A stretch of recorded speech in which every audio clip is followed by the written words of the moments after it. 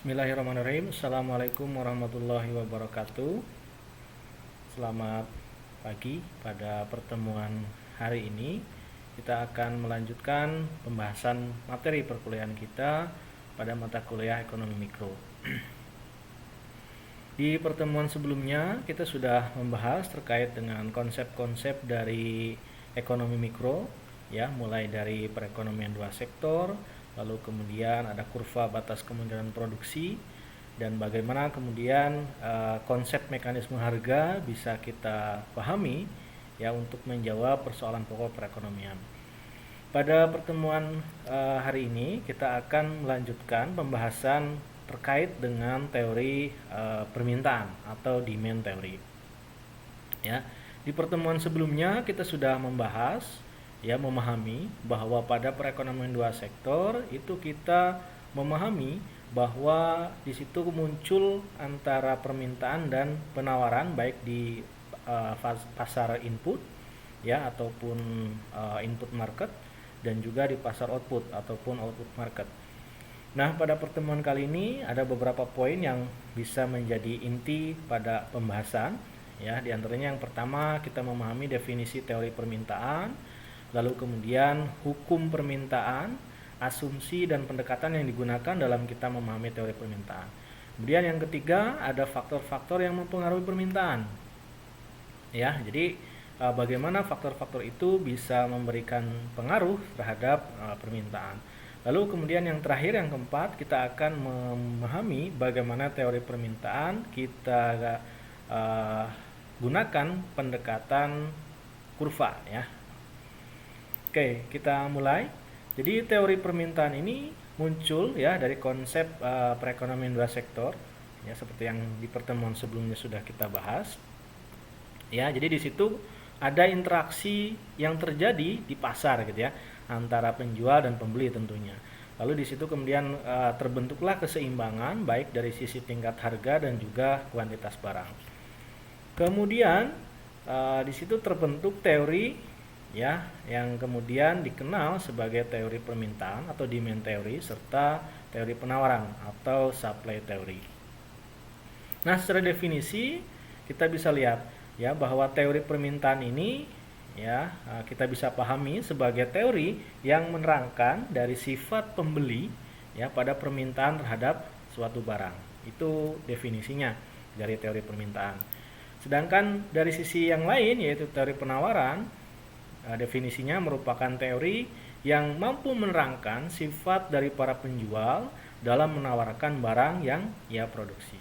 Itu dari sisi definisinya. Nah, dalam memahami teori permintaan dan teori penawaran, ya, yang pada kesempatan kali ini kita akan membahas secara fokus pada teori permintaan atau demand theory, kita menggunakan beberapa asumsi. Ya, asumsi seperti yang kemarin kita sudah bahas di pertemuan sebelumnya, bahwa ilmu ekonomi sebagai ilmu sosial tidak bisa lepas dari asumsi-asumsi yang digunakan. Begitu pula dalam kita memahami teori permintaan ini, beberapa asumsi tambahan kemudian digunakan. Ya, di antaranya yang pertama, kita memahami teori permintaan itu ketika terjadi pada pasar persaingan sempurna, ya, di mana pasar persaingan sempurna itu terdapat banyak penjual dan pembeli, gitu ya. Jadi baik penjual maupun pembelinya itu berjumlah banyak. Kemudian di sisi lain, ya, penjual maupun pembeli itu tidak memiliki pengaruh, dalam artian, ya, baik penjual maupun pembeli itu tidak mampu atau tidak memiliki kekuatan dalam mempengaruhi jumlah harga maupun jumlah barang, ya. Nah, kemudian dalam memahami teori permintaan ada dua hal penting yang kemudian saudara perlu pahami, ya. Yang pertama ada yang disebut sebagai quantity demand. Ya, ini bisa diingat, ya, quantity demand yang pertama. Apa itu quantity demand? Quantity demand merupakan jumlah barang yang ingin dibeli oleh konsumen dalam suatu tingkat harga tertentu. Ya, ini yang pertama, quantity demand. Kemudian berikutnya ada yang disebut sebagai demand curve atau kurva permintaan. Ya, nah, secara definisi kurva permintaan merupakan kurva yang menunjukkan hubungan antara jumlah barang yang ingin dibeli, ya yang ingin dibeli atau quantity demand ini ya oleh konsumen pada tingkat harganya. Ya, dalam artian kurva permintaan itu menunjukkan quantity demand dengan variabel harganya. Oke, itu dua hal penting yang kemudian kita perlu pahami terlebih dahulu dalam kita memahami teori permintaan.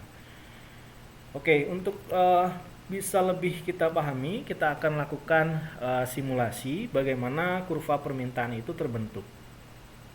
Di sini ada tabel yang menunjukkan beberapa kondisi ya, yang menunjukkan tingkat konsumsi konsumen terhadap suatu barang. Di sini saya contohkan adalah barang X ya. Nah, barang X di sini kemudian dikonsumsi oleh produsen dengan kondisi 5 kondisi ini ya, ditandai dengan kondisi A, B, C, D dan E.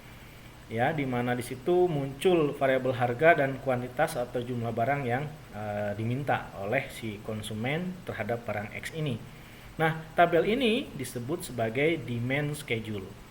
Ya. Nah, dari demand schedule ini kita bisa lihat ya, kondisi A atau skenario A ketika harga barang X ini sejumlah 5.000 ya, ternyata konsumen mau membeli atau meminta barang ya sejumlah 110 buah ya. Sedangkan di kondisi B ketika harga mengalami kenaikan, harga barang X ini naik 2.000 ya, tadinya 5.000 menjadi 7.000. Terlihat di sini kemudian kuantitas barang yang diminta oleh konsumen itu menjadi menurun dari 110 menjadi 80. Ya, kemudian harga barangnya naik lagi dari 7.000 menjadi 9.000. Itu terjadi penurunan kembali dari 80 ke 60. Begitu seterusnya di kondisi D ketika harga naik menjadi 11.000 dan juga harga E menjadi 13.000. Ya, ini terlihat kuantitas barang yang diminta terus menurun ketika harga dari barang X ini kemudian meningkat. Begitu ya, bisa dipahami, simpel ya.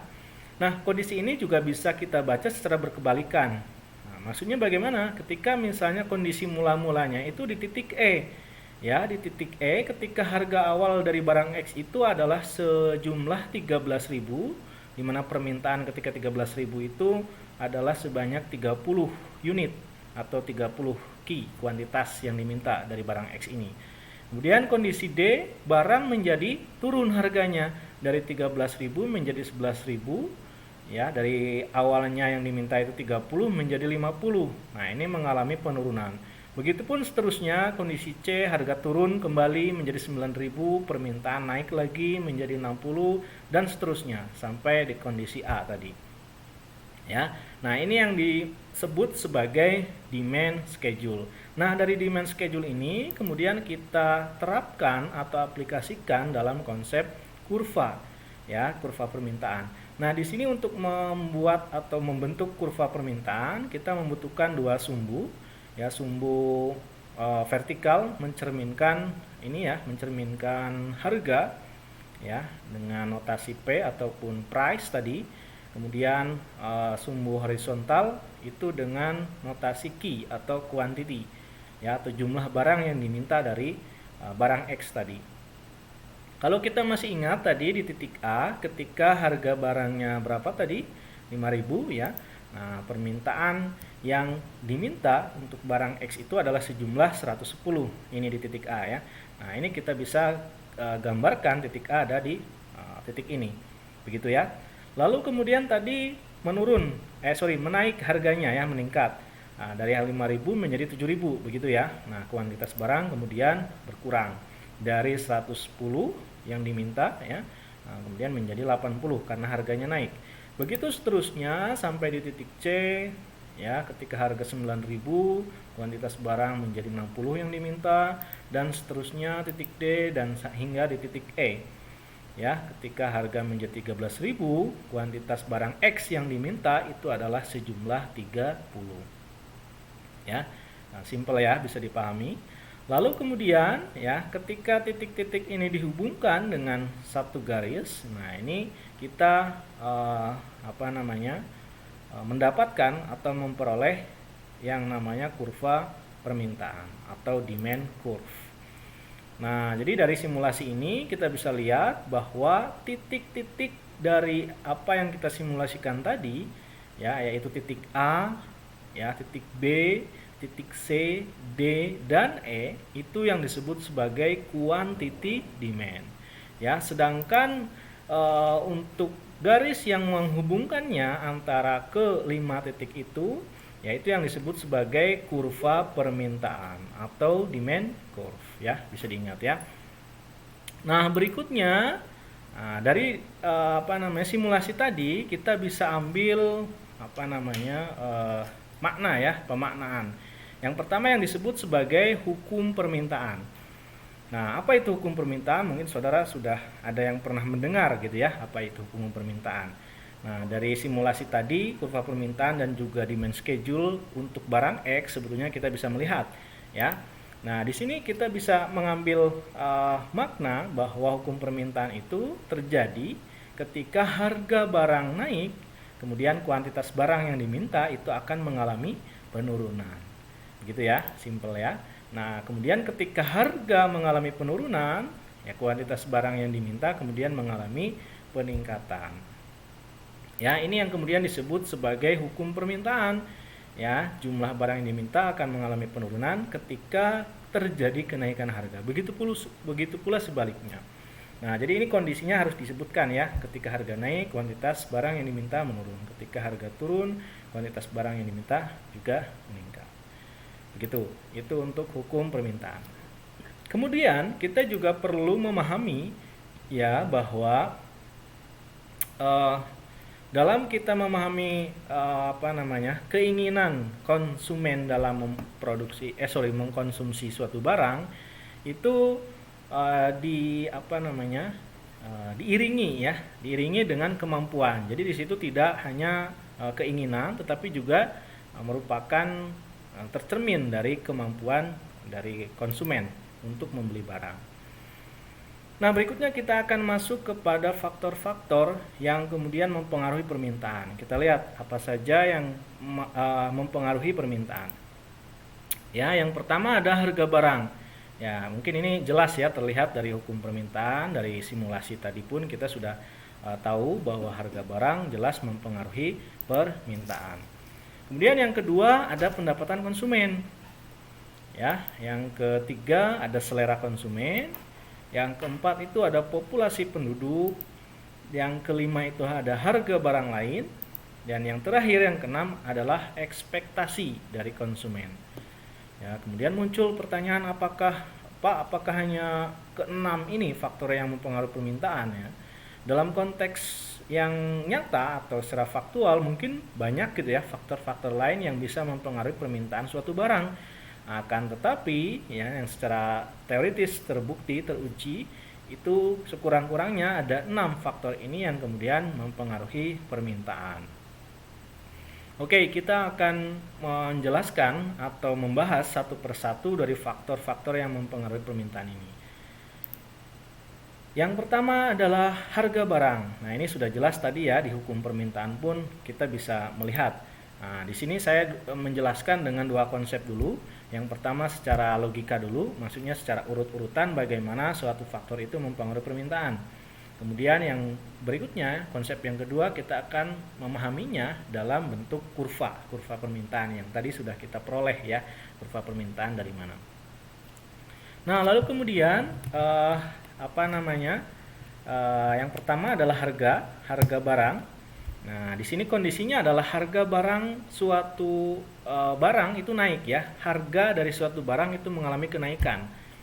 Ya. Nah, kemudian dampaknya apa? Ketika harga suatu barang mengalami peningkatan atau kenaikan. Nah, tentu di sini akan mengurangi kuantitas dari permintaan barang itu bagi konsumen. Ya, dengan kata lain konsumen mengalami penurunan kemampuan daya beli dengan meningkatnya harga barang tadi kan gitu ya, dengan asumsi tentunya pendapatan konsumen tetap ya. Nah, ini simple ya, bisa dipahami ya. Nah, kemudian kita aplikasikan kronologi tersebut pada konsep kurva permintaan ya. Nah, di sini sudah saya siapkan satu kurva permintaan yang menunjukkan di situ ada titik keseimbangan yang ditunjukkan oleh titik A di sini, ya, di mana kuantitas yang diminta secara keseimbangan itu di titik Q1, sedangkan harga keseimbangan itu ada di P1. Ya, ini kurva permintaan D, ya, demand curve. Kemudian tadi kronologinya bagaimana tadi yang pertama? Harga suatu barang naik, kan begitu ya. Nah, kita bisa melihat perubahan apa yang kemudian bisa ditandai dari kurva ini ketika harga barangnya naik. Nah, ini tentu ada perubahan dari P1 menjadi P2. Kan harganya naik tadi ya. Nah, dari P1 ke P2. Kemudian berikutnya dampak kenaikan harga barang ini, dampaknya apa terhadap permintaan barangnya? Nah, tentu permintaan barangnya akan berkurang dari Q1 ke Q2, sehingga kemudian titik keseimbangan itu bergeser dari titik A ke titik B. Bisa dipahami ya. Nah, ini bagaimana kita menerapkan ya tadi kronologi ataupun kejadian terhadap kenaikan harga suatu barang terhadap permintaannya. Begitu ya. Nah, lalu kemudian perpindahan antara titik A ke titik B, nah itu kan masih dalam satu kurva yang sama, betul ya, dalam satu kurva yang sama, sehingga kemudian perpindahan titik keseimbangan ini dari titik A ke titik B itu disebut sebagai movement along the curve. Ya, apa? Bisa diulangi, movement along the curve. Ya, itu adalah perpindahan titik keseimbangan pada satu kurva yang sama. Ya, ini kan dari titik A tadi ke titik B. Begitu, bisa dipahami ya. Oke, selanjutnya kita masuk ke yang kedua. Ya. Nah, yang kedua adalah pendapatan. Ya, yang pendapatan kita lihat dulu kondisinya. Ya, di sini kondisinya adalah pendapatan konsumen mengalami peningkatan. Pendapatan konsumen mengalami peningkatan. Dampaknya apa terhadap permintaan suatu barang? Nah, jelas ya, di sini berarti konsumen mengalami peningkatan kemampuan daya beli, kan gitu. Ya, dengan asumsi harga barangnya tetap, otomatis konsumen bisa membeli barang menjadi lebih banyak. Bisa dipahami ya. Jadi pendapatannya meningkat, kemampuan konsumen untuk membeli barang itu juga meningkat, sehingga kemudian mampu membeli barang dalam jumlah yang lebih banyak. Nah, kemudian konsep ini bisa dipahami ya. Nah, kemudian konsep ini juga diterapkan dalam kurva permintaan. Nah, kalau tadi di yang pertama ketika kita membahas tentang harga, itu kan muncul perubahan harga. Nah, tetapi di sini itu yang berubah adalah pendapatan konsumen, kan gitu. Di mana pendapatan konsumen tidak dicerminkan oleh sumbu vertikal maupun sumbu horizontal. Di sini kan hanya mencerminkan tingkat harga dan kuantitas. Tadi yang berubah adalah kuantitasnya. Kenapa tadi kuantitasnya berubah? Karena tadi pendapatan konsumen yang meningkat, sehingga kuantitas atau barang yang diminta oleh konsumen, barang ini gitu ya, itu meningkat. Kan gitu. Nah, jadi di sini bergeser dari Q1 ke Q2 ya. Nah, tapi harganya tetap di sini P1. Harga barangnya tetap ya. Sedangkan yang berubah tadi adalah pendapatan yang tidak tercermin dalam kurva ini. Ya. Nah, di sini kuantitasnya bergerak atau bertambah dari Q1 ke Q2. Sehingga kemudian titik keseimbangan dari A ke titik B bergeser. Nah, tapi Pak, bagaimana itu di situ tidak titik B, titik keseimbangan yang baru, itu tidak tercover dari kurva permintaan yang pertama, D0. Nah, ini kemudian membuat kurva permintaan yang baru, yaitu D0 ke D1. Ya, nah ini jadi membuat kurva permintaan yang baru.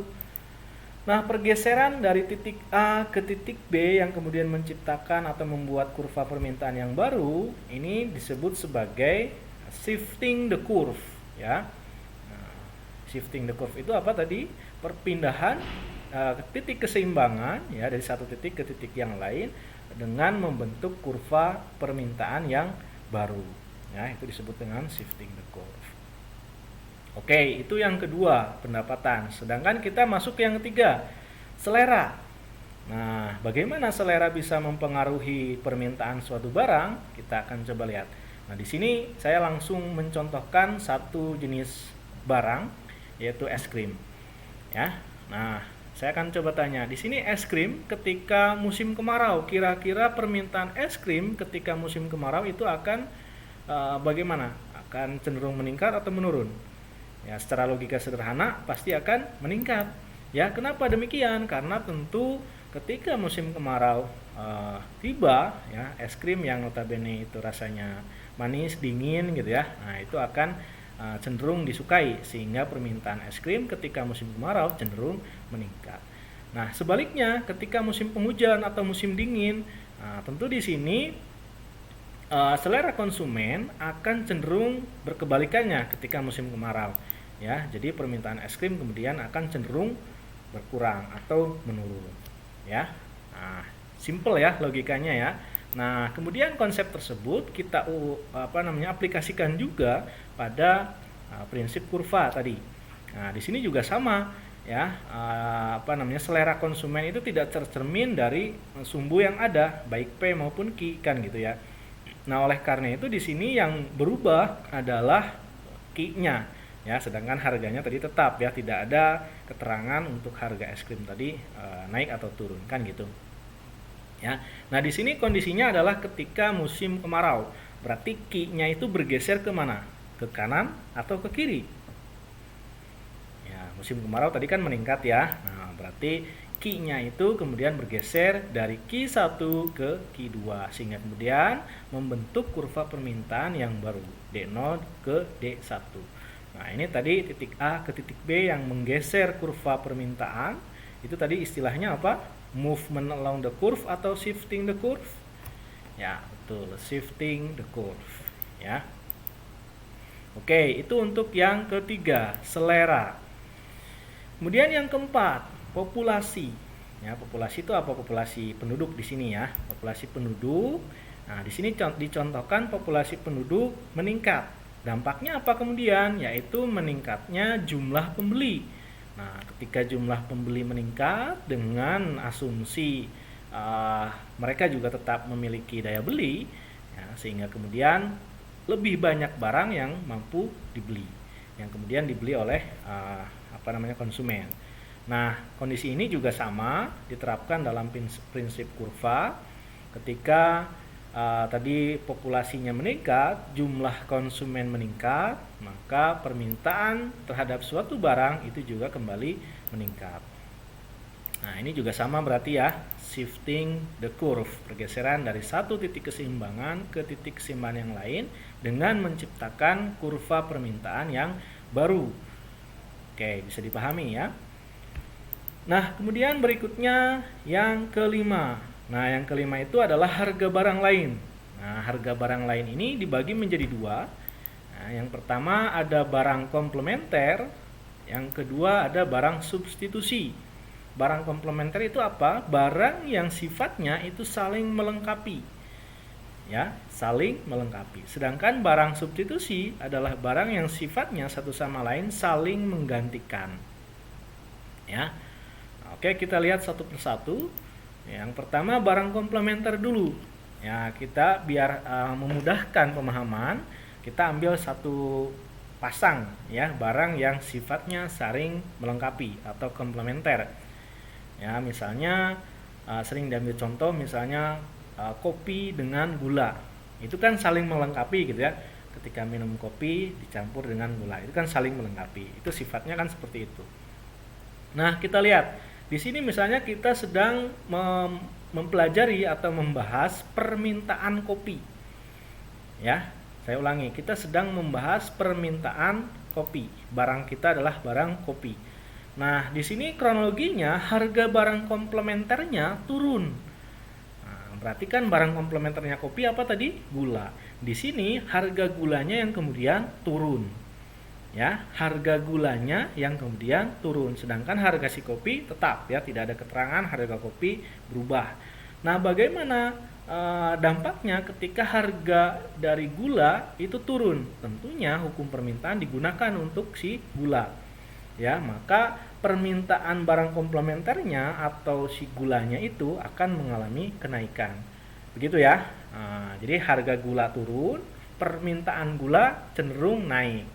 Nah, permintaan gula yang cenderung naik ini dampaknya bagaimana terhadap kopi? Kan gitu. Nah, tadi si gula dan si kopi itu yang saling melengkapi. Ketika gulanya banyak karena harganya murah, otomatis dampaknya terhadap si kopi itu juga akan meningkat walaupun harga kopinya itu tetap.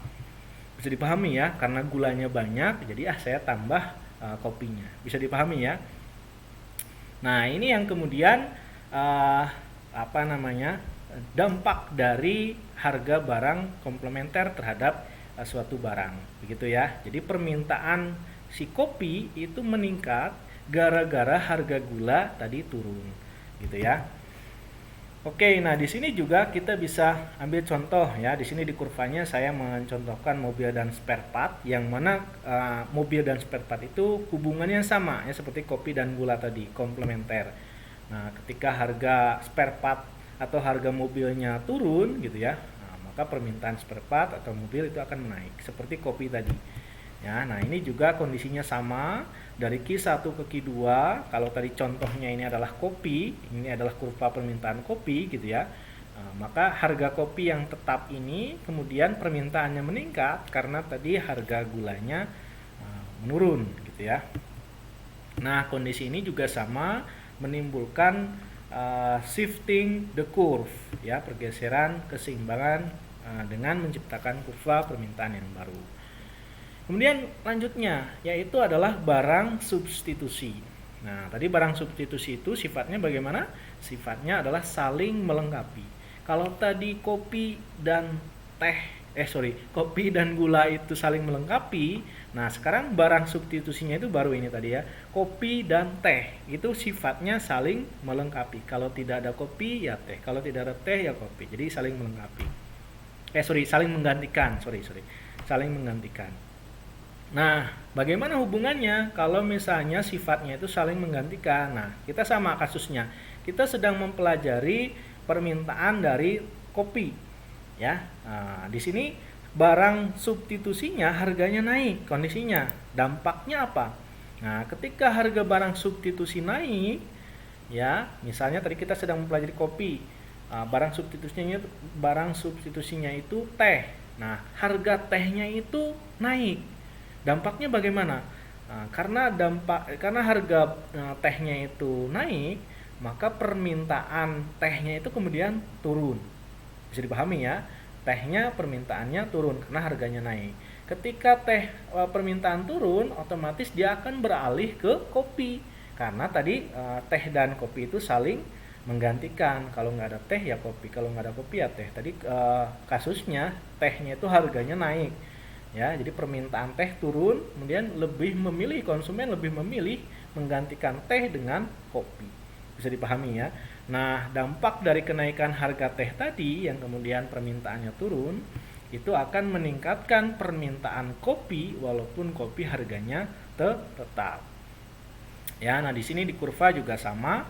Saya mencontohkan contoh yang lain ya, di situ kurva permintaan gas ya, ketika ada peralihan gas dari minyak tanah gitu ya. Nah, itu kurang lebih sama, saling menggantikan. Nah, di sini kalau kurvanya tadi dengan contoh barang kopi ya, sama gitu ya, harga tehnya naik, permintaan teh turun digantikan dengan kopi walaupun harga kopi tetap ya, tapi kemudian permintaannya meningkat. Ini sama ya, berarti shifting the curve. Kemudian satu lagi yang terakhir itu adalah ekspektasi. Ya, ekspektasi konsumen di dalam hal ini ya. Ekspektasi itu maksudnya bagaimana? Jadi ada harapan ataupun ada perkiraan dari konsumen ya, ketika misalnya di sini contohnya turun ya. Misalnya katakanlah satu konsumen fashion misalnya ya, biar gampang ya, ataupun baju gitu ya. Baju atau fashion, misalnya ini kita mempelajarinya di bulan seperti ini ya, Oktober misalnya, Oktober. Nah, kita tahu sebagai konsumen nanti di Desember itu akan ada diskon biasanya gitu ya, akan ada diskon. Jadi selama bulan ini, bulan Oktober ini, tadinya kita mau beli gitu ya, mau beli baju, kita udah nggak punya baju gitu ya, pengen beli yang baru gitu ya. Nah, tapi kita tahu bahwa nanti di bulan Desember itu pasti ada diskon akhir tahun. Nah, oleh karena itu di bulan Oktober ini kita tunda nih pembelian yang tadinya kita sudah mau beli gitu ya. Nah, jadi uh, permintaan baju di bulan Oktober itu mengalami penurunan. Kenapa? Karena konsumen cenderung menunda dengan prediksi nanti di bulan Desember akan ada penurunan harga. Bisa dipahami ya kronologinya ya. Nah, itu. Jadi dengan kondisi ini ekspektasi nanti akan ada harga di depan itu turun atau diskon, konsumen di bulan ini menunda pembelian sehingga cenderung menurunkan kuantitas barang yang diminta di bulan ini. Nah, kalau ekspektasinya seperti itu, dampaknya bagaimana kira-kira terhadap aplikasinya ya, terhadap kurva? Bergesernya kemana? Ke kanan atau ke kiri? Harganya kan tetap ya. Ini kurva permintaan baju di bulan Oktober gitu ya. Berarti bergesernya kemana? Ya, ke kiri, karena berkurang ya. Nah, dari Q1 bergeser ke kiri menjadi Q2 ya, karena tadi ada ekspektasi sehingga kemudian konsumen menunda pembelian di bulan ini. Ya, ini juga sama shifting the curve. Nah, begitulah untuk pertemuan kali ini kita bisa simpulkan ya, tadi kita sudah membahas terkait dengan teori permintaan munculnya terjadi antara interaksi gitu ya dari penjual dan pembeli. Kemudian tadi ada hukum permintaan serta asumsi dan pendekatan yang digunakan. Lalu kemudian tadi ada faktor-faktor yang mempengaruhi permintaan ya, ada 6 tadi, ingat ya. Lalu kemudian ingat juga pendekatan dengan menggunakan konsep kurva. Ya, demikian untuk pertemuan kali ini. Mudah-mudahan saudara bisa mendapatkan tambahan pengetahuan terhadap pembahasan pada ekonomi mikro ini. Terima kasih. Saya tutup. Billahi taufiq wal hidayah. Assalamualaikum warahmatullahi wabarakatuh.